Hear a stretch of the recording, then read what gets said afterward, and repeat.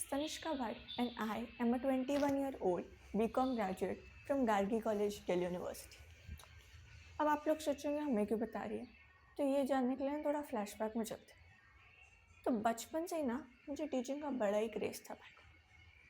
मुझे टीचिंग ज़्यादा cool job किसी की लगती नहीं थी। हमारे स्कूल में टीचर्स आते थे, मस्त एसी में बैठते थे, थोड़ा बहुत पढ़ाते थे, बहुत सारा होमवर्क देते थे, बच्चों की खूब पिटाई करते थे, सारा अपना फ्रस्ट्रेशन बच्चों पर निकाल देते थे और छुट्टी हो जाती थी। और इतना ज़्यादा मज़ा आता था अपनी फ्रेंड्स को पिटते हुए देख। तो मुझे लगता था मैं भी बड़ा होकर ना टीचर ही बनूँगी और मैं भी अपना सारा फ्रस्ट्रेशन बच्चों पे निकालूंगी और उनको खूब मारूंगी।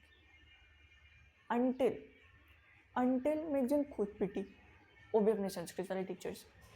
मतलब मैथ्स वाले टीचर से पिटे रहती या साइंस वाले टीचर से पिटे रहती या इंग्लिश से पिटे रहती, तो कुछ समझ में भी आता कि हाँ चलो अभी तक है पिट गई, बट पिटी भी किससे? संस्कृत वाले टीचर से। बट उस दिन मुझे ये चीज़ रियलाइज़ हुई कि बच्चे को ना कभी मार के नहीं समझाया जा सकता। जिसको लगती है ना उसको दर्द होता है, जो मारता है उसको तो मज़ा ही आता है। तो उस दिन मेरे को हिट हुआ कि मैं ना कभी बच्चे पे हाथ उठा कर उसको नहीं पढ़ाऊँगी। मैं ना हमेशा उसको प्यार से समझाऊंगी, उसको एक इंटरेस्टिंग वे में समझाऊंगी। ऐसे ही धीरे धीरे करते करते बोरिंग क्लास अटेंड करते करते पिटते पिटाते 10th स्टैंडर्ड आ गई। 10th स्टैंडर्ड में I scored 96.4% overall and 97%, 97 marks I would say in science. सबको मेरे से एक्सपेक्टेशन थी कि मैं तो साइंस स्ट्रीम में ऑप्ट करूँगी, बट मैंने सारी एक्सपेक्टेशन में पानी फेर दिया। मैंने कॉमर्स ऑप्ट कर लिया क्योंकि मुझे हमेशा से कॉमर्स में इंटरेस्ट था। दीदी की भी कॉमर्स थी, तो उनसे भी थोड़ा बहुत इन्फ्लुएंस होकर मेरे को कॉमर्स में इंटरेस्ट आया। और मुझे ये जानने में कोई इंटरेस्ट नहीं था कि दो केमिकल्स को मिक्स करके क्या होता है, सूरज की मेरे से कितनी दूरी है, मेरी सूरज से कितनी दूरी है, धरती की सूरज से कितनी दूरी है। ये सब मुझे बिल्कुल एक्साइट नहीं करती थी। तो जो चीज़ मेरे को एक्साइट करती थी वो कॉमर्स, वो चीज़ मैंने ऑप्ट कर ली। अब 11th स्टैंडर्ड आया, मुझे लगा कि यार ज़िंदगी के असली मज़े तो अब आए हैं, क्योंकि 11th स्टैंडर्ड वो भी कॉमर्स का एक डेडली कॉम्बिनेशन होता है। बट भगवान को ये चीज़ मंजूर नहीं थी। हमारे बैच में कोविड आ गया, सारे स्कूल्स बंद हो गए और सारी क्लासेस ऑनलाइन होने लग गई। लाइव क्लासेस में तो आज तक कुछ समझ में आया नहीं, ऑनलाइन क्लास में क्या ही समझ में आ जाता। और ट्यूशन जाने में हर स्कूल का अलग अलग सिलेबस चलता था और टीचर अलग ही पढ़ाता था, तो बहुत मिसमैच होता था। तो ट्यूशन भी जाना एक सूटेबल ऑप्शन नहीं लगा, तो सेल्फ स्टडी सबसे बेस्ट ऑप्शन लगा। सेल्फ स्टडी करना शुरू करा और तब मुझे रियलाइज़ हुआ कि कॉमर्स तो एक्चुअली एक बहुत इंटरेस्टिंग सब्जेक्ट है। इसको खाने का लोग बोरिंग बना देते हैं, स्पेशली हमारे टीचर्स। XYZ का एग्जाम्पल देखे बिल्कुल पढ़ने का मन नहीं करता था मुझे। फिर जब सेल्फ स्टडी करी, बहुत सारे एग्जाम्पल्स हिट हुए, बहुत सारे एक रियल इंसिडेंट मुझे हिट हुआ कि हाँ भाई एक्चुअली ऐसा तो होता है। फिर 11th स्टैंडर्ड भी मज़े में निकल गया। फिर आया 12th स्टैंडर्ड। 12th स्टैंडर्ड को तो मज़े में नहीं निकालना था क्योंकि बोर्ड्स थे, पढ़ाई करनी थी।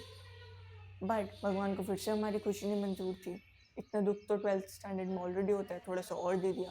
हमारे टाइम पे दो टाइप के बोर्ड चल रहे थे, मतलब हमने 2 बार बोर्ड्स थे, एक बार टर्म 1 और एक बार टर्म 2। टर्म 1 में क्या था, पूरा ऑब्जेक्टिव था, और टर्म 2 में पूरा सब्जेक्टिव। टीचर्स को सब्जेक्टिव पढ़ाने की आदत थी, हमें भी पढ़ने की आदत थी, बट ऑब्जेक्टिव दोनों के लिए नया था। फिर कुछ सेल्फ स्टडी करनी पड़ी, क्योंकि ऑब्जेक्टिव में ना हमें पूरा थॉरो स्टडी करना पड़ता है, एक एक चीज़ को अच्छे से समझना पड़ता है, तभी आपको आंसर्स क्लिक होते हैं। सब्जेक्टिव में तो क्या होता है कि आप हेडिंग बता दो, पूरा पैराग्राफ हम खुद लिख दें। हमारी कॉमर्स वालों की एक खासियत होती है, हल्का से भी कुछ पता चल जाए तो हम सब कुछ खुद बना लेते हैं। बट ऑब्जेक्टिव में ऐसा नहीं था, अब चीटिंग कर नहीं सकते थे, खुद ही पढ़ना पड़ता था। तो थॉरो स्टडी बहुत ज़्यादा नीड थी उसकी। तो टीचर्स तो स्कूल के पढ़ाते नहीं थे, और यूट्यूब पे भी जो पढ़ाते थे वो अपने PDFs के थ्रू पढ़ाते थे, उसमें भी कीवर्ड्स मिसिंग होते थे। तो NCERT को स्किप करना तो कोई ऑप्शन नहीं था, और उस टाइम पे कोई भी NCERT नहीं पढ़ाता था। फिर जैसे ही 12th पास हुई, फिर से एक भूकंप आया, वो था CUET। हमारे टाइम पे CUET को भी इंट्रोड्यूस करा दिया, वो भी पूरा ऑब्जेक्टिव बेस्ड था। फिर थॉरो स्टडी रिक्वायरमेंट थी। एक बार को आप बिजनेस और इकोनॉमिक्स तो आप ऑब्जेक्टिवली पढ़ सकते हो, ऑब्जेक्टिव टाइप पेपर्स के लिए पढ़ सकते हो, बट अकाउंट्स को ऑब्जेक्टिव टाइप पेपर के लिए पढ़ना बहुत ही डिफिकल्ट होता था, बहुत सारी प्रैक्टिस रिक्वायरमेंट होती थी। और उस टाइम पे क्वेश्चन भी कम थे, क्योंकि उसी टाइम पे नया नया इंट्रोड्यूस होता था। सब्जेक्टिव टाइप के लिए तो मिल जाते थे, ऑब्जेक्टिव टाइप के लिए ढूंढना बहुत मुश्किल होता था। तो बहुत सारे सैम्पल पेपर खरीद के फिर उसमें कुछ क्वेश्चन नहीं समझ में आता था, तो फिर गूगल करके फिर उसको थोड़ा बहुत रिलेट करके उसके बारे में पढ़ के फिर आंसर निकलते थे। क्योंकि टीचर्स यूट्यूब पे कॉन्सेप्ट तो समझाते थे बट क्वेश्चन प्रैक्टिस फिर एक बहुत बड़ा गैप था जो नहीं कोई करवाता था। तो उस टाइम पे लगता था यार काश कोई ऐसा टीचर होता जो एनसीईआरटी भी पढ़ा देता, कॉन्सेप्ट भी पढ़ा देता, सब्जेक्टिव टाइप भी क्वेश्चन सॉल्व करा देता, ऐसे ऐसे समझा देता कि बिल्कुल एक बारी में आंसर्स क्लिक हो जाते।